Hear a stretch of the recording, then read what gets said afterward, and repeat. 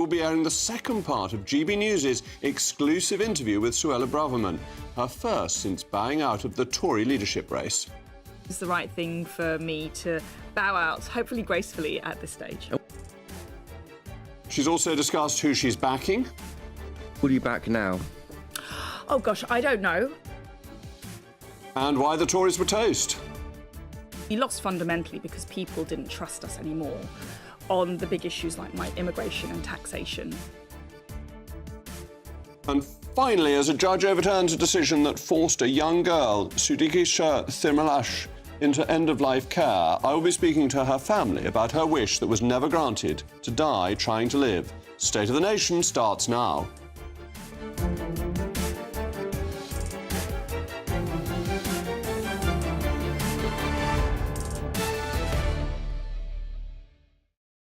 I'll also be joined by my most intellectual panel, GB News' senior political commentator Nigel Nelson and former advisor to Boris Johnson, Lord Moylan. As ever, let me know your views. I always want to hear them, mailmog@gbnews.com. But now, it is your favourite part of the day, the best news bulletin you ever get, with my mother's favourite newsreader, Polly Middlehurst.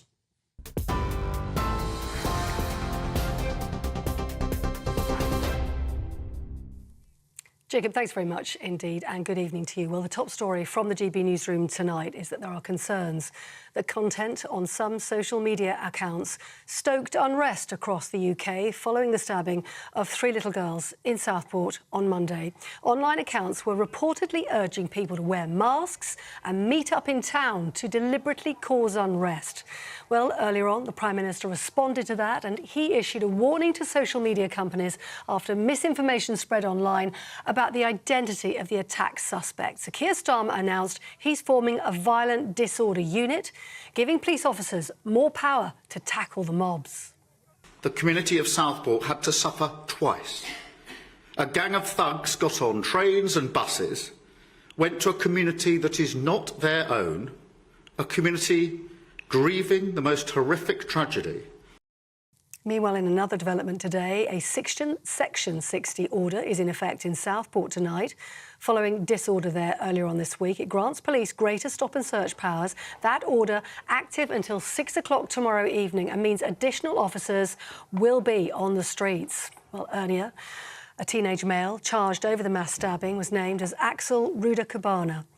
3 children, 7-year-old Elsie Stankham, Alice Aguar, who was 9, and 6-year-old Bibi King were killed during the attack. 2 other girls, though injured in the stabbing spree, have now left hospital.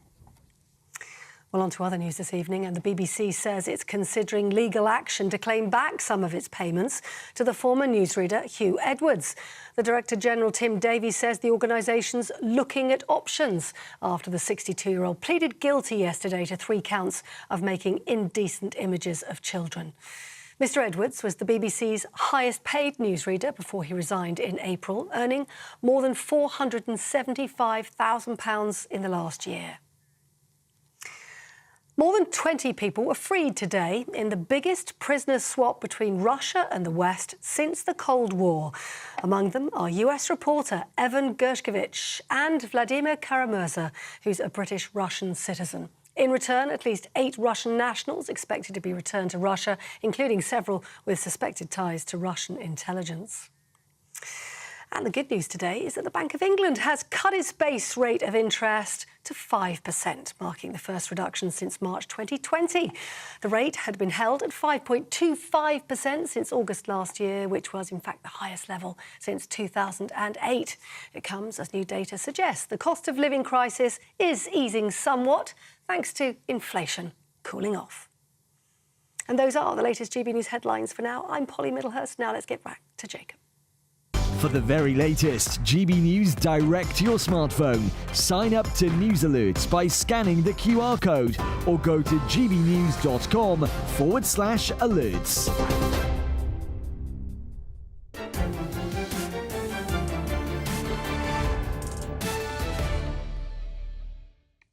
Welcome back to State of the Nation. There's a climate of fear in the press. Take the 2 defining stories over the past 48 hours, Southport and Hugh Edwards. Today, the Southport suspect was named, Axel Ruda-Cabana.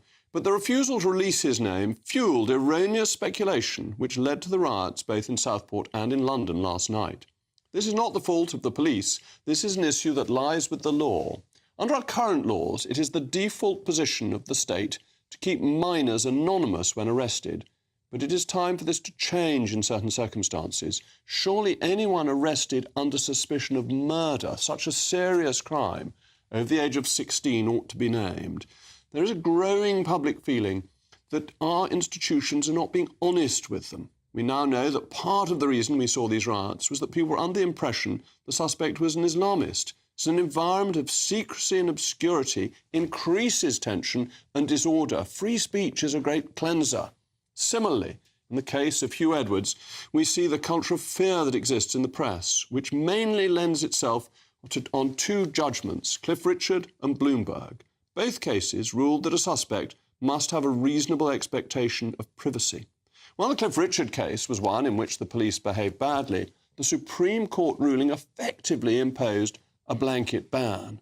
In the Bloomberg case, it was a clash between Article 8 of the European Convention on the Right to Privacy and freedom of expression under Article 10. Free speech lost, and it is unlawful to name people who have been arrested under many circumstances. This ban has cast a climate of fear over the press, which is effectively censored. As we discussed last night, it wasn't long after the Sun's story about Hugh Edwards that liberal media elites began blaming the Sun for destroying his life. But without the Sun story, the police may never have found out the truth about Edwards, especially as many news outlets are now reporting years of poor but not illegal behaviour on his part, which they dared not publicise before. The developments over the past 48 hours illustrates the importance of free speech. The Sun's courage has exposed a pervert who is guilty of child sex abuse, and the release of a defendant's name ought to calm the mood after the terrible tragedy in Southport. Privacy laws protect the rich and powerful to the detriment of society at large, while the failure to release suspects' names creates a vacuum where conspiracy theories can flourish. We need to be more American, and of course American freedoms based on ours, and reassert our historic belief in freedom of speech, and scrap the European elitist privacy laws that have crept in under the Human Rights Act, but were never specifically embraced by Parliament because politicians would never dare to vote through laws to protect themselves. They came in through the back door. As ever, let me know your views, mailmog@gbnews.com. And I'm joined now by my most intellectual panel, GB News' senior political commentator, Nigel Nelson, and former advisor to Boris Johnson, Lord Moylan. Nigel, for many years, you were a very distinguished political editor of the Daily Mirror. When I speak to people who were with newspapers in the 80s and 90s, they say to me there are many stories that they printed then that they couldn't print now. Do you think that is a good thing, that privacy has risen in that way, or a bad thing? No, I mean, as a journalist, I'd like to see the freest flow of information as possible. But there has to be certain restrictions. So I think you were conflating several issues there in what you were saying. So we've got, on one hand, when do you release the name of somebody who is effectively a child? In today's case with Southport, the judge decided in the public interest to release the name of the 17-year-old suspect.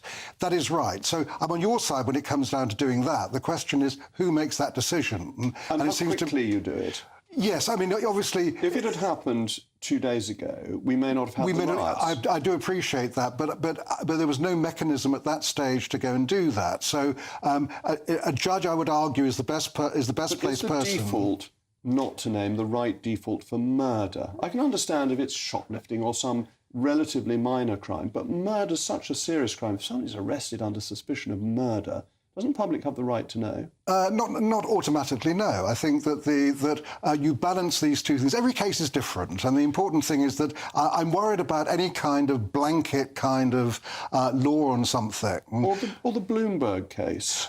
That is a different thing. I think that's really even more serious, that a man is arrested, Bloomberg find out about it, it's leaked to them. Yep. Now, the leaker may have behaved badly in leaking, But when a newspaper gets hold of the name of somebody who's been arrested, surely that should be published.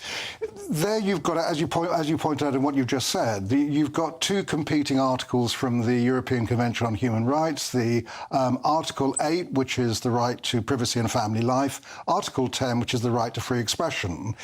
In the Bloomberg case that you're talking about, it wasn't a Bloomberg investigation. The issue there was a private and confidential letter which the Supreme Court decided that should have remained private and confidential. That is not a blanket ban on us naming people who get arrested. All right, but I think that becomes a very narrow point, that if it's wrong to leak something, once you've got it, that doesn't mean it's wrong to publish it. The two are completely separate points. You may have committed a crime in leaking it, you may have broken the Official Secrets Act, but the job of the press is to print information that they get fearlessly. As Nigel says, there are several things going on here. One of them is the fact that we have never in English law had a right to privacy. In fact, we didn't even understand legally what that meant. And like so many things that have wrecked our constitution and our legal system, it was grafted on through a European mechanism. In this case, the European Convention on Human Rights, but there's a lot of grafting on that's gone from EU law as well, because the Convention on Human Rights is not, of course, part of the EU. It's a separate matter altogether. So this gave lawyers the opportunity, and an appropriate, I'm not criticising them, because this was now part of the law, to start asking the question in court, well, what is privacy? And the key case, in some sense, was Max Mosley, who took, I forget which newspaper... The News of the World. Was it the News of the World? Had caught him in compromising circumstances in a basement in Sloane Gardens, I think. And he brought a libel action, but also an action for breach of his privacy rights. And it was the privacy rights action which he won. He was entitled to the privacy of being in a basement. And they suborned people in there and so on. Yes, he had the right to privacy for going into a brothel and being beaten, which it seems to me absolutely extraordinary that the judges And the News of the World that had gone to considerable lengths to suborn the people working there to get the information and so on, to breach his privacy. And that, I think, was a crucial turning point in the whole thing. Now, that's one thing. There's a separate thing about the question of releasing names of people in court and the spread of privacy arrangements in relation to court action, which I think we introduced before the European Convention on Human Rights. We were not releasing the names of young offenders, those charged at least below a certain age, even after they'd been convicted, except in very exceptional circumstances where the judge does have discretion, which in this case he's... But we now don't even release the name of parliamentarians when they're we've got arrested. But then you've also got family courts. It's spread to all sorts of areas.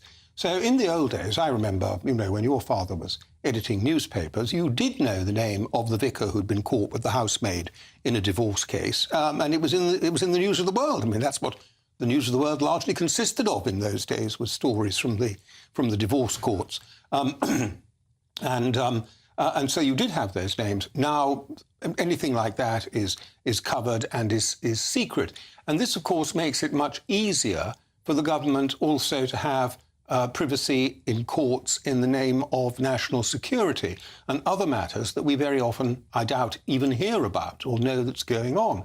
So I'm going to go much further than you. I think the principle should be one of, in this country, the principle has always been open justice, that what takes place in a court is public and is reportable. And that should be the starting point that we should revert to.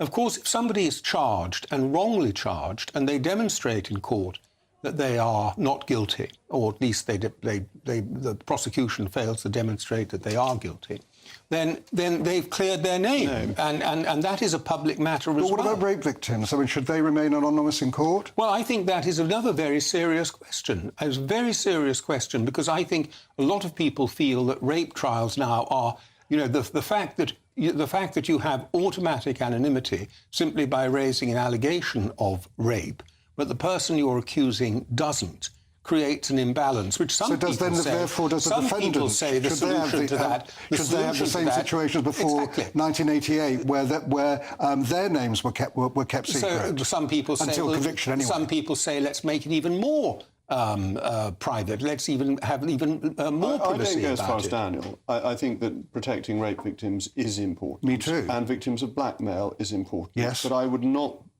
give protection to people who are charged. And I think the problem with the Cliff Richard case is the absolute classic hard cases make bad law, and that he was very badly treated. The police have behaved appallingly. And the BBC did too. And the BBC did too. They should never have behaved like that. And we should reinforce the presumption of innocence until proved guilty. Absolutely. We're on the same page here so far. We should also reinforce the principle that Daniel was talking about open justice. It should be available for people to know what is happening from the point of arrest. But it is. That's the point. The whole thing is... There was he happened to be a friend of mine, an MP who was arrested. Charges all dropped in the end. Nothing. I know who you're talking about. You know who I'm talking about. It's now public. And his constituents weren't allowed to know for, what, 2 years? No, and I don't understand why they were never allowed to know and why we were never allowed to report it. And everyone was treated badly. He was treated appallingly because the police allowed it to drag on. And he couldn't come back to Parliament. He couldn't come back to Parliament. His constituents weren't represented, and there was a veil of secrecy cast over it because nobody dared report it because of these dreadful judgments. Well, I never understood why that should have been in place. The point I'm making here is that every case is taken on its own merits, and that applies to the journalists when they decide to report it. We need some general principles, surely, in favour of openness. The general principles are there. I mean, you are protected under Article 10 on freedom of expression. Article 8 is a menace, along with the rest of the European Convention of Human Rights. Anyway, thank you to my most intellectual panel. In a moment, you'll be hearing part 2 of GB News' exclusive interview with former Home Secretary Suella Braverman, her first since bowing out of the Tory leadership race. Who is she backing?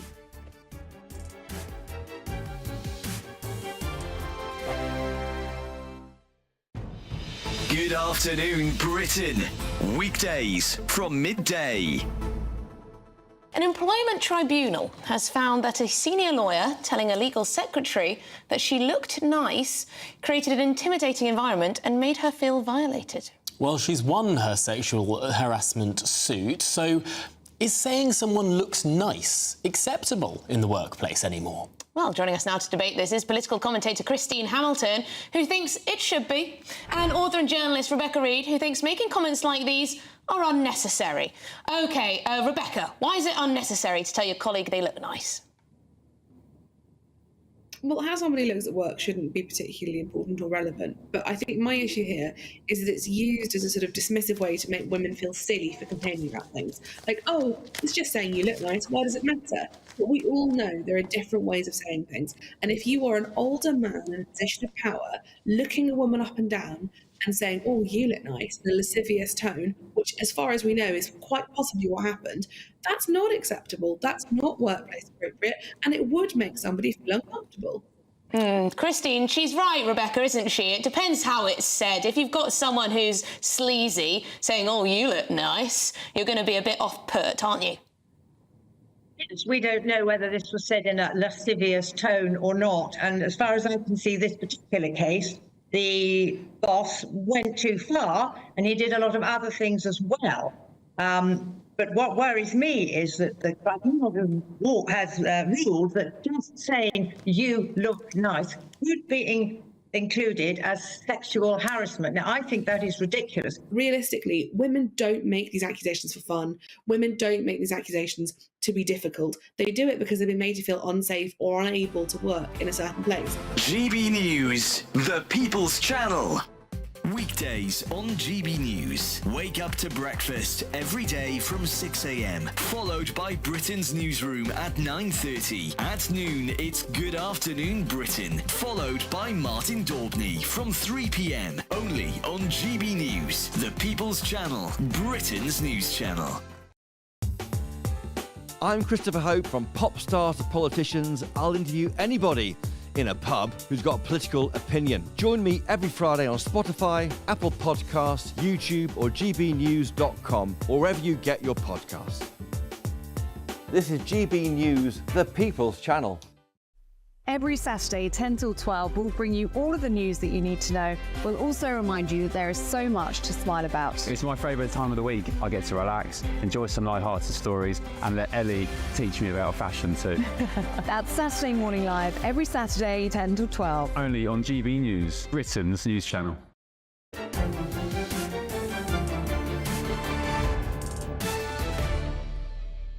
Well, welcome back. We were talking about free speech and the press, and the mail mogs have steamed in. Elizabeth says, typical of Starmer to crack down on the British working class rather than illegal immigration.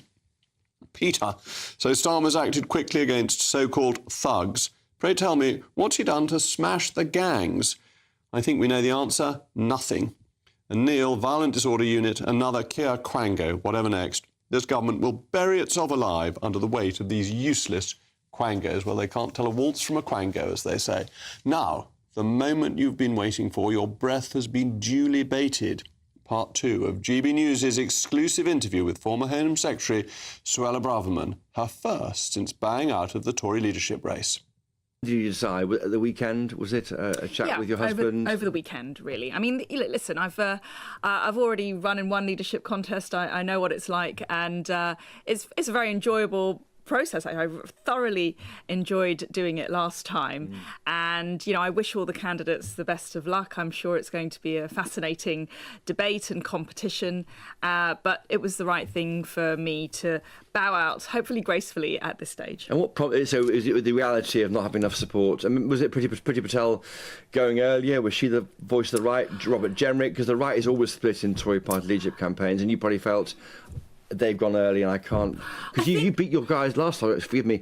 Last time you get early on the Peston programme, and you kind of won that support for the right, didn't you, when you stood against? I think there's a lot of Liz Truss factors at play. So I think the Parliamentary Party is dramatically different to what it used to be like before this election. We're obviously a lot smaller, and we've lost pretty much all of our red wall MPs from those northern seats, which were Brexit supporting seats. A lot of those MPs were socially conservative. We've lost a lot of the right wing MPs, actually, senior veterans like Sybil Cash or David Jones, who've retired. So the makeup of the party, I think, now is markedly different, and the right of the party is very much depleted. And a lot of my support, I think I've probably got more support amongst former MPs than I have amongst current MPs. So it's about the makeup of the Parliamentary Party, and so we've got to really look at the Parliamentary Party that we are. Everyone's very hardworking. I respect all of my colleagues. We're a very different party to the one we were in 2019 following that general election victory. We'll come to reform in a second. Who will you back now?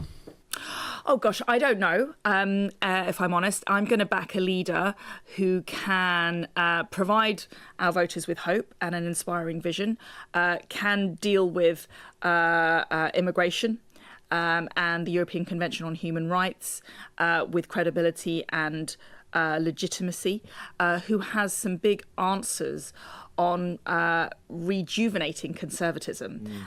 This is not about platitudes on unity.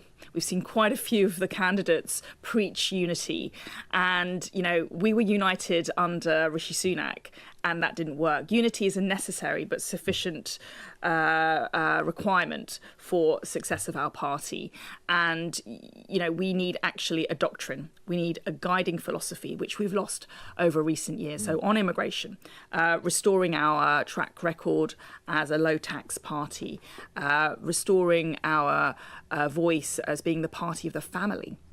We really lost that. We should be the party that stands first and foremost for the strength and the sovereignty. And marriage. I mean, the Reform Party fought on the transferable tax allowance, which was a big deal back in the idea you could transfer tax allowance between married couples. That supported marriage. Absolutely. We don't have a tax regime that incentivises marriage. Why not? Is it not PC? Is marriage not a thing which the state should support? We've lost touch with that sentiment of really thinking about how do we design a tax system that encourages, incentivises and champions marriage.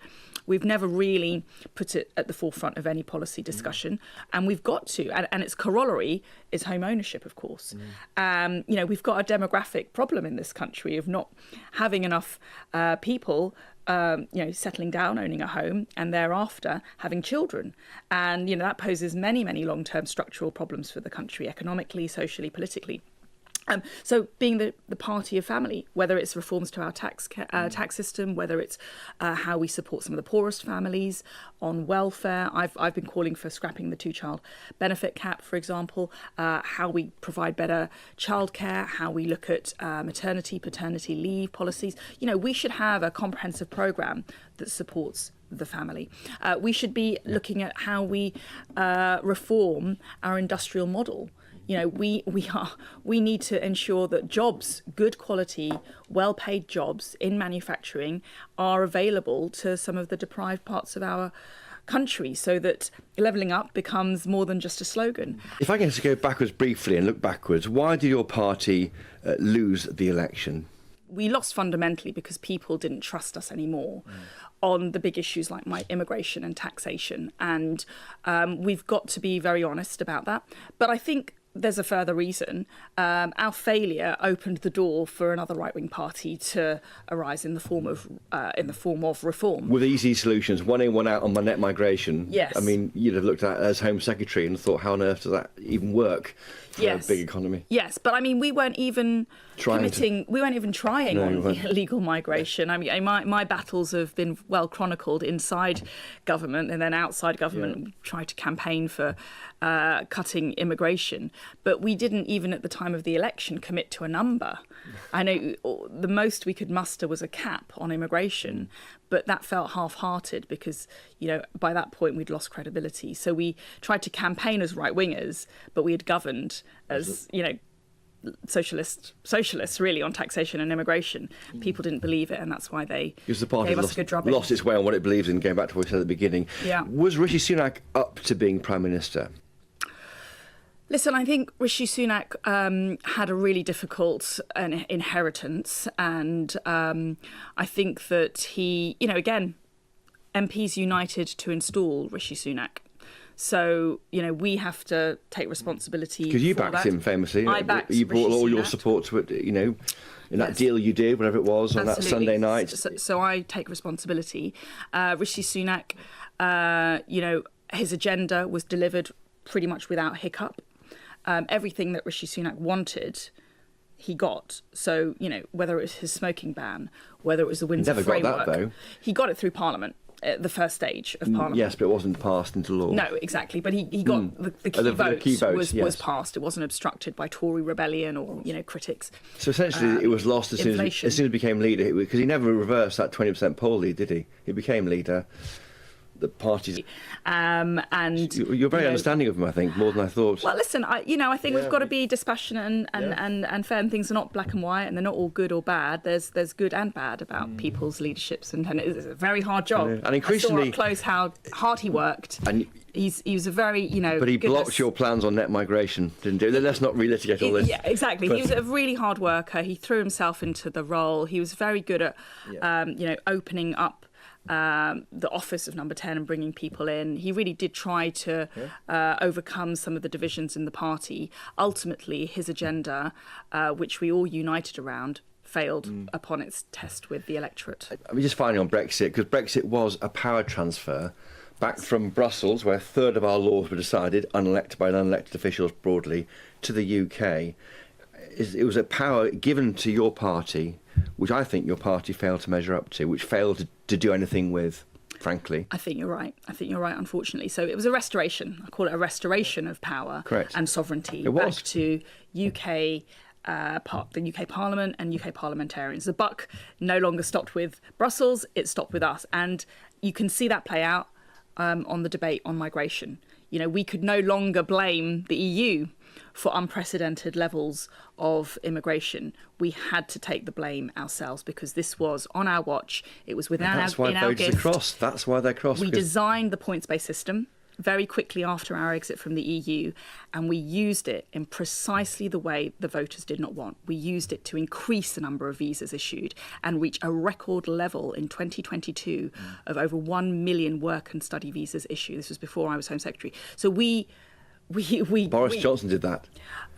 Come on, you've got to say it. It was on Boris Johnson's watch, yes. So yes, the guy who drove that debate, he kind of cocked it up, maybe. On immigration. We totally failed. And we only kind of I went into the Home Office very agitated on this issue. It was the first thing I said to Rishi that we had to fix.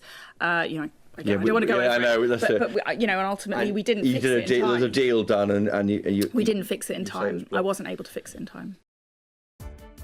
Well, there's a huge amount to discuss. We campaigned as right-wingers and governed as socialists. That's what Suella said. I will be discussing it with my panel very shortly.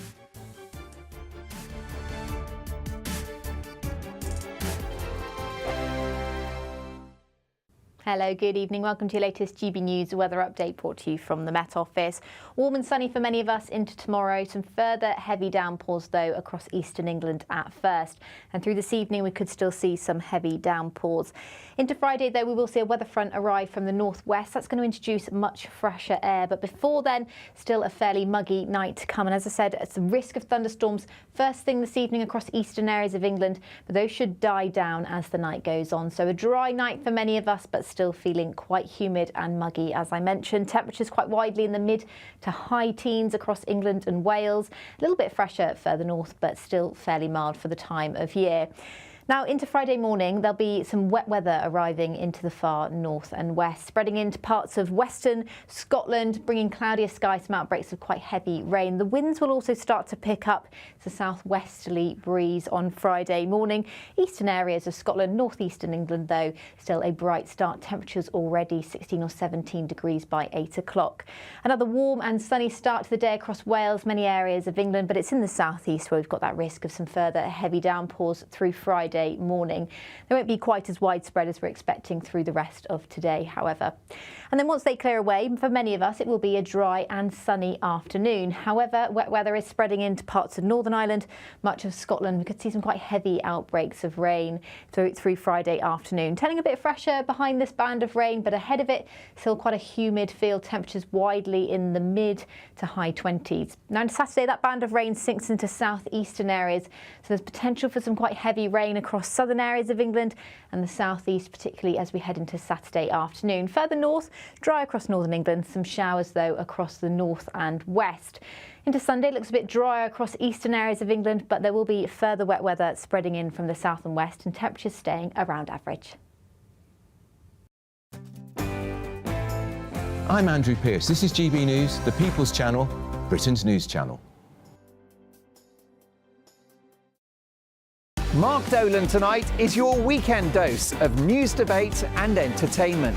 This sounds like a wild conspiracy theory. Don't miss My Big Opinion. Mark meets at My Take at 10. Democracy is a funny old thing. And we don't do boring, not on my watch. I just won't have it. Let's go and get another glass of that bubbly. You've earned it. That's Mark Dolan tonight, Saturday and Sunday, 9 to 11, only on GB News, the People's Channel, Britain's news channel. I'm Arlene Foster on GB News, Britain's news channel.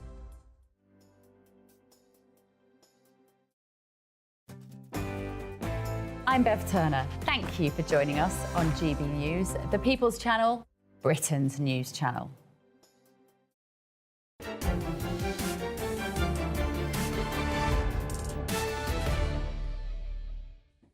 Welcome back. We were listening to the wonderful interview that Christopher Hope had got with Suella Braverman, and you've been sending in your views, and they're very supportive of Suella.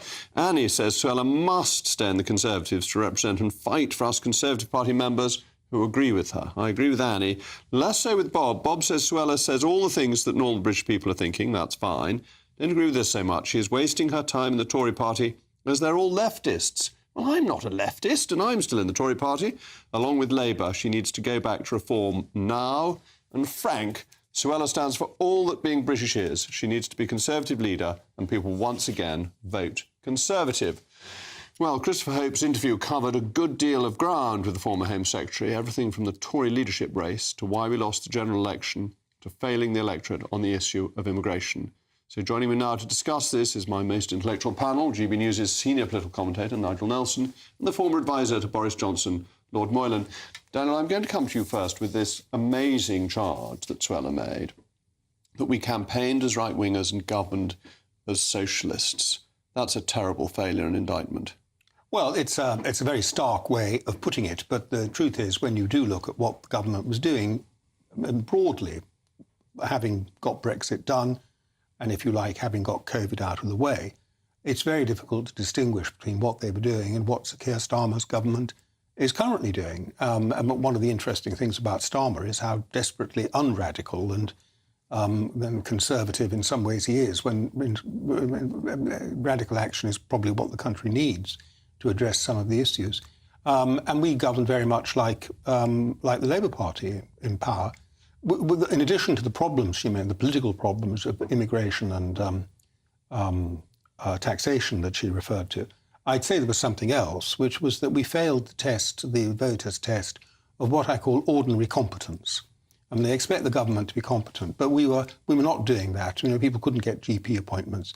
The roads are full of potholes. It didn't feel like things were working as well as they should, and that was blamed on us, sometimes unfairly. But that's the problem with being in government. Nigel, hope, vision, immigration, ECHR, rejuvenation. Those are her points for a new leader. Which of those do you think is the most important? I think the most important is the party to sort itself out. She made the point in that the moderates seem to have taken over, that the right wing were the MPs who lost their seats. And it does seem to me that that's a reasonable analysis, and also shows that if you've just elected by a huge majority a party which is left of centre, the wrong way of going is to go right of centre to combat it. All right, but if you look at the votes, so the Tories went roughly from 14 million votes down to 7 million votes. Yeah. Reform went from pretty much 0 to 4 million votes, and 2.3 million who previously voted Conservative stayed at home, leaving about 800,000 Conservatives who went off and voted Labour and Lib Dem. The pools of votes that we can wing back are not in the middle muddle ground. Well, but the British voter tends to be a moderate, and the... Well, people say this, but where's the evidence for this? I think the way that elections go, I appreciate first past the post distorts the result when it comes down to the actual votes that you've just been talking about there. But if you look at post-war elections, 1945, they give a big majority to a radical socialist government, genuinely socialist government. In 1970, they vote for Ted Heath. Got the NHS, welfare state? Yeah, whether it's good or bad is another matter. In 1970, they vote for Ted Heath when he's promising to be right-wing. They vote him out when he turns out not to be. Margaret Thatcher, 79, 83, 87, wins, promising to be right-wing. Major, 97, middle muddle, booted out. Boris, being right-wing, gets a majority of 80. Rishi Sunak in the middle of the road gets run over. You've missed David Cameron, and David Cameron, if you remember, took the party... an election. Well, I mean, in 2010... He didn't. He had a coalition. At least he became Prime Minister in 2010, and then won the election in 2015. And he did it on compassionate conservatism. That's where he started out from. And so he decided the middle ground, which Tony Blair had occupied before that, was the right place to be. But the people who were on the right won much bigger majorities and didn't need to deal with the Liberal Democrats. Well, yes, but I mean... And he won in 2015 partly because he promised a referendum on the European Union and neutralised, brought home the right. Yes, but... So you have to unite the right. But you would agree with me that David Cameron was a moderate and, as far as a Conservative went, on the Liberal wing of the Conservative Party. Who lost the election in 2010, which he should have won against a very weak opponent who just crashed the economy. I think this reflection about history is misleading. I also think we're looking at these issues through the wrong lens. We're looking at it through the lens of the Conservative Party. What should the Conservative Party be doing? What we need to be doing, in my view, is looking at what the voters are doing. And although I'm a great believer in British exceptionalism, of course, we're not that exceptional. And if you look at all the Western countries, you know, the ones I'm familiar with in Europe, and now America, the United States, which I'm much less familiar with, if you look at what's happening, is the voters are in very different places from where they were 10, 20, 30 years ago. The arguments that gripped the country when Mrs. Thatcher was Prime Minister were arguments about the organisation of the economy, more collectivisation, more liberalisation, deregulation, free enterprise. That's the sort of spectrum. That isn't where the spectrum is now. The spectrum on the right is about things we've never really discussed before. We're slightly embarrassed discussing, about national identity, immigration, Brexit, sovereignty, and things of that sort. People on the left are obsessed with topics you probably don't spend enough time discussing, if I may say so, Sir Jacob, to do with gender identity, to do with saving the planet, to do with climate change and issues like that, and stop the oil protests and so forth. And that spectrum has shifted. So to talk about the middle ground when both ends of the spectrum have shifted, and most of ours are still talking about it as if it's some argument between Mrs. Thatcher and John Major and Neil Kinnock or whatever. If you look at these countries in Europe, and what you see is that the parties I grew up with, the moderate Social Democrat Party and the moderate right-wing party, have either practically ceased to exist in some countries or have fallen to levels of support where they struggle, as in Germany, to form a coalition to get into government at all. Are you therefore... the Conservative Party, if I just make this point, yes, I think is at a point in the road where we could choose to be the party of the right, or we could end up, like the French Republicans, which are our equivalent, in what you're calling the middle muddle, with very few voters. We could go either way, and a lot hangs on this election. But Suella was absolutely saying what you've been saying, that she gets this. She was talking about immigration, the ECHR, she understands identity politics and the dangers of that. Has she made a great mistake in terms of the Conservative Party in not putting her name forward, or has the Conservative Party made a mistake in not embracing her more warmly? Well, I think the Conservative Party has lost out in not having her as a candidate. It would be nice, but she's not a candidate, so there's no point crying over spilt milk. She's not going to be a candidate. She's not there. I think it would be good if she was, because then there's a bigger range of choice and people can have these debates. But she isn't.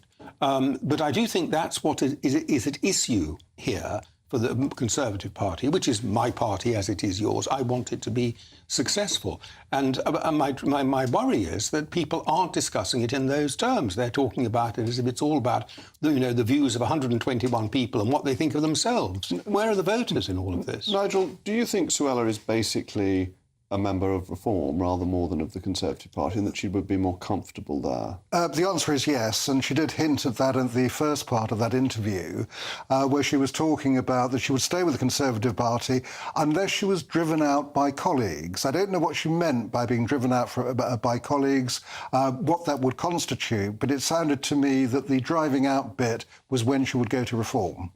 And do you think that would be a good thing for Conservative politics if there is a further break and one of them has to emerge, or do you think that is marvellous for Labour and they just remain in office forever?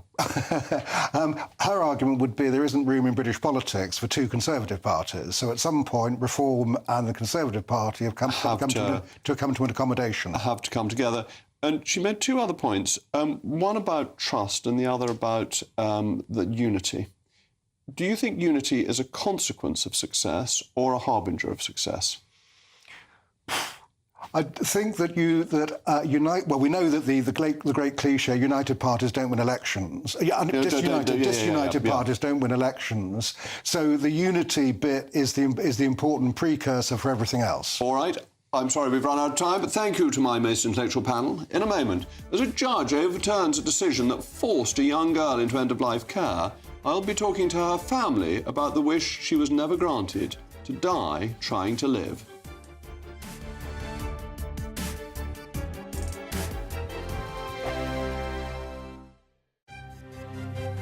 GB News Breakfast, every day from 6 a.m. Tom, dying to talk to you about this. Transport for London, right? They run the buses and tubes and things in London.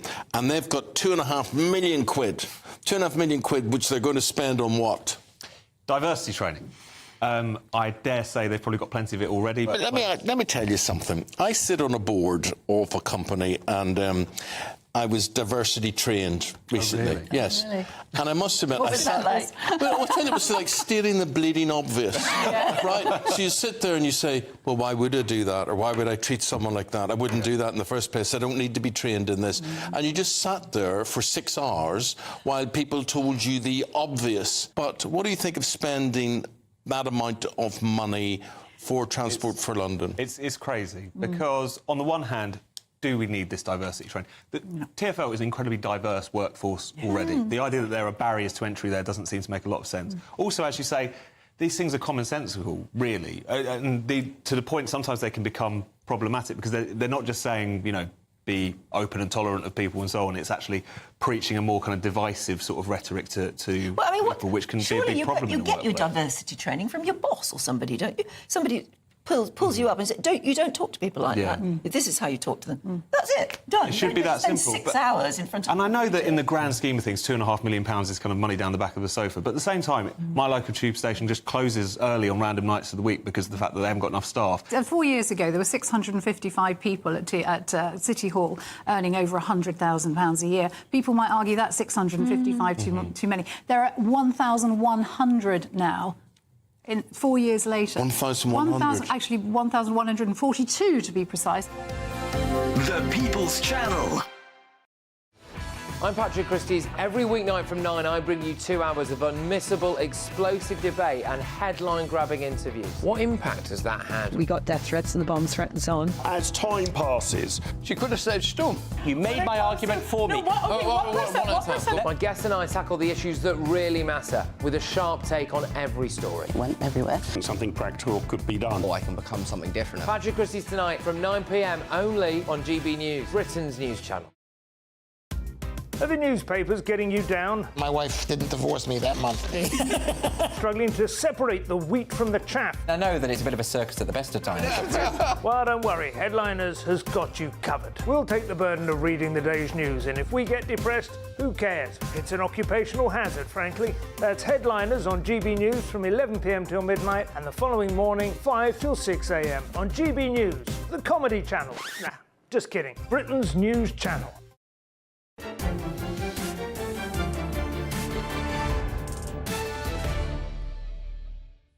Welcome back. I'm still Jacob Rees-Mogg, and we've been talking about Suella Braverman, and the mail mogs really have come in today. William says, I like this, William, it's a good line. It's like a Shakespearean tragedy. The hero, Moggalicious, is cast into the outer parliamentary darkness, and the heroine, Suella the Brave, is ostracised by her not-quite conservative family. Jeff, I'm afraid Suella lost her chance and made too many enemies. She should have been more strategic to win over a wider range of voters. And Kevin, I agree with everything she says. I do think she needs to move to reform. The Conservative Party is crammed full of socialists, and the right wing will never be allowed a significant say. A court on Wednesday ruled that a teenager was wrongly ignored before being forced into end-of-life care. Sudiksha Thirumalesh, who was 19, died last year after being prevented from travelling abroad for treatment after doctors said her condition was incurable. Doctors said Ms. Thirumalesh's objection to their decision was unreasonable and that she should have all life-sustaining treatment ended and be put on a palliative care pathway. Last August, a ruling said that the teenager lacked mental capacity to make her own decisions, but 3 judges in the Court of Appeal overturned that decision last week. Lawyers said the move reaffirms the right of patients to disagree with their doctors. The teenager remained fully conscious while being treated by the University Hospitals Birmingham NHS Foundation Trust.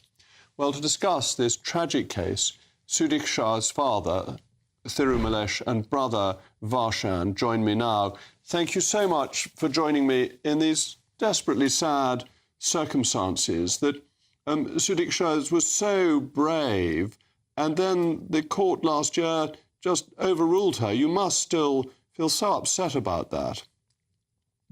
Well, last year we said that as a family, her name came out in public and part of us at peace.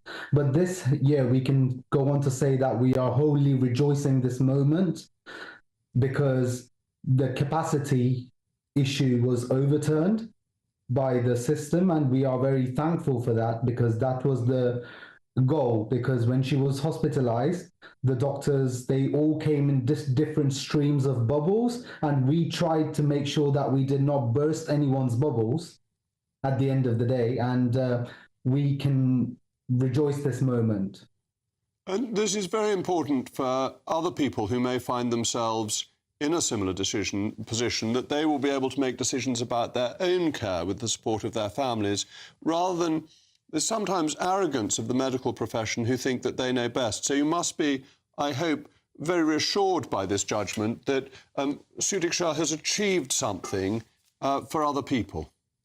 Yes, definitely, because this arrogance transformed into cruelty towards my sister's care and ill treatment of the whole family. And like I said, we were not anyone to burst anyone's bubbles because they think they are on the top of the hierarchical spectrum, and they treated us like we were on the bottom of the lower end of the chains, or rather as low class, but we ensured that our class remained. And, you know, they say form is temporary, but class is permanent. And in that way, my sister's body was in the line, and we had to tackle a great deal of issues, and we overcame everything with success. And you overcame them. You as a family showed enormous strength and unity, and have achieved something, I think, very important. And you've established in law that having the desire to live is not a sign of mental incapacity, which seems to me to be pretty fundamental and rather extraordinary that anyone thought not wanting to live was an indication that you had the right mental capacity, and wanting to live was a sign of incapacity. Yes, absolutely. Obviously, this decision is too late.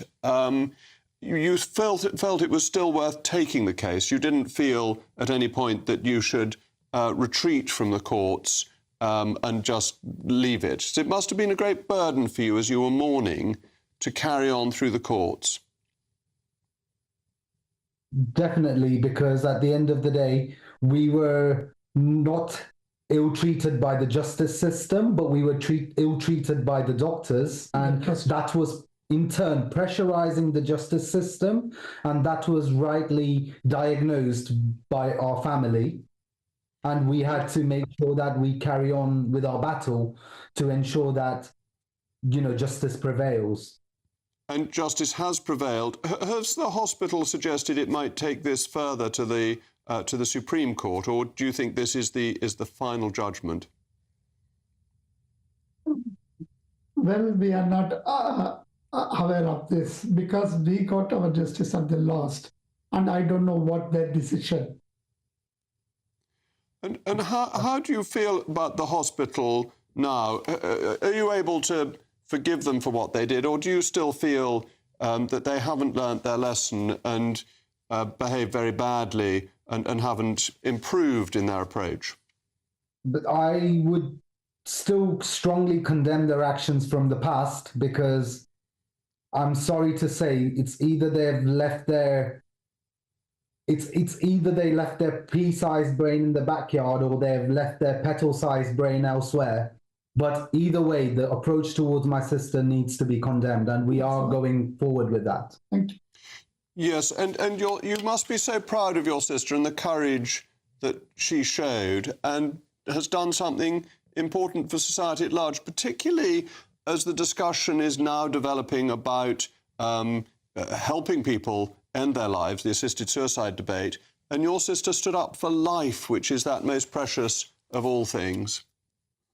Absolutely right, because her intention and attitude to help others, and I hope she achieved it when she died, and is become set an example for the laws in this country. You know, I'm really proud of that, and she is always having attitude of helping others, and she'll be kind to everyone and smiling to everyone. Everyone know about her. I mean, to go on to talk about assisted suicide, it's a life that's given by the Almighty, and only the Almighty has the reason to take someone's life. Well, thank you so much, both of you, for coming on. I so admire you for making this case in the midst of your personal grief, and your sister and daughter's memory will be treasured in future. Thank you so much. Up next, it's Mark Dolan for Patrick Christie's. Mark, what have you got to discuss this evening? Jacob, a thoroughly enjoying show. We pick up the baton at 9. A diverse society can work, but right now it's in crisis. I'll be revealing how we save our great country in just a moment. Is Suella Braverman on her way to Reform UK? I'll be asking Anne Widdecombe. And this programme can exclusively reveal that complaints of serious bullying and sexual assault and harassment at the BBC have increased by over 30%. We'll tackle that and much more. Well, as always, that's going to be an absolutely fascinating programme. I'm glad to say that Blagden beat Coombsbury, Blagden at home today in the under-13s, with Anselm taking 1 wicket for 11 and scoring 23 runs. Well done, Blagden. I'm Jacob Rees-Mogg. I'll be back at Monday. The weather in Somerset tomorrow will be glorious, as you knew already before I even began to speak. Thank you and good night. A brighter outlook with Box Solar, sponsors of weather on GB News.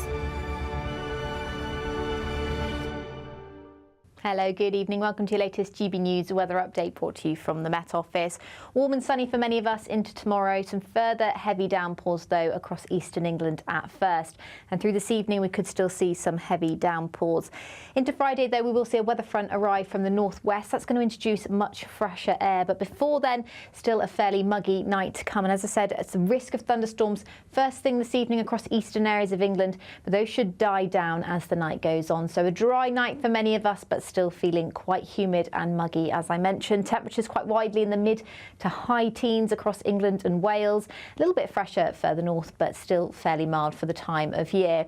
Now, into Friday morning, there'll be some wet weather arriving into the far north and west, spreading into parts of western Scotland, bringing cloudier skies, some outbreaks of quite heavy rain. The winds will also start to pick up. It's a southwesterly breeze on Friday morning. Eastern areas of Scotland, northeastern England, though, still a bright start. Temperatures already 16 or 17 degrees by 8 o'clock. Another warm and sunny start to the day across Wales, many areas of England, but it's in the southeast where we've got that risk of some further heavy downpours through Friday morning. They won't be quite as widespread as we're expecting through the rest of today, however.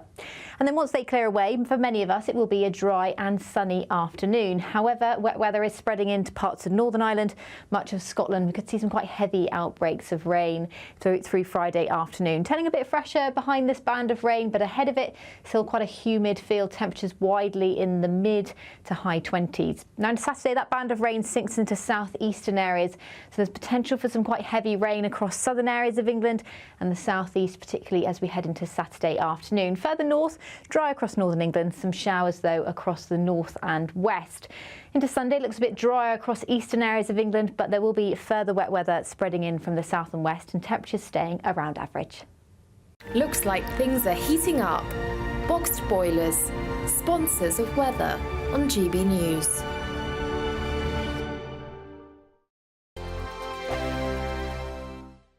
Celebrate a spectacular summer with your chance to win an incredible £30,000 in tax-free cash in our Great British Giveaway. It's the biggest prize of the year so far, and it's totally tax-free. What would you spend that on?